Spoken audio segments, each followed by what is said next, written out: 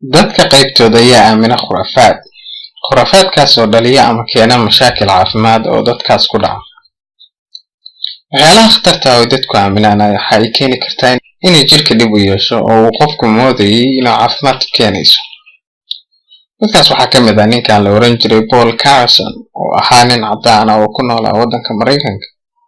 ninkaas ayaa waxa uu noqday buluug, midabka jirkiisa oo dhan iyo isu bedelay midabkaas buluuga ah. inuu midabkiisa isbedelo ayaa waxa ay bilaabatay sagaashamaad.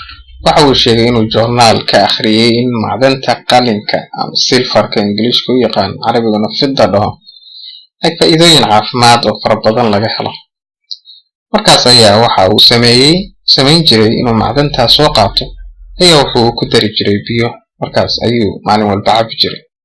ninkani macdantan ma cabi jirin kaliya ee xataa jirkiisa ayuu marin jiray oo waxa uu islahaa caafimaad ayaa ka qaadaysaa.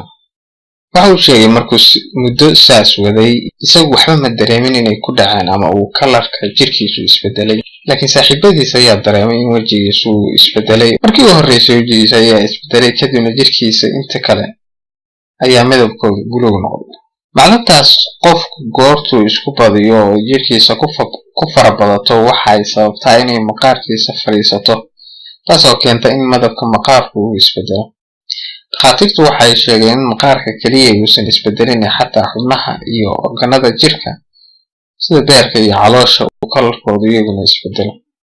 arrinta ugu yaabka badan ayaa ahayd ninkaanu xataa sii waday cabidda macdantaas qalinka xataa goortuu buluuga noqday, sababtoo ah waxa uu aaminsanaa inay caafimaad tahay oo cudurro badan daweyso.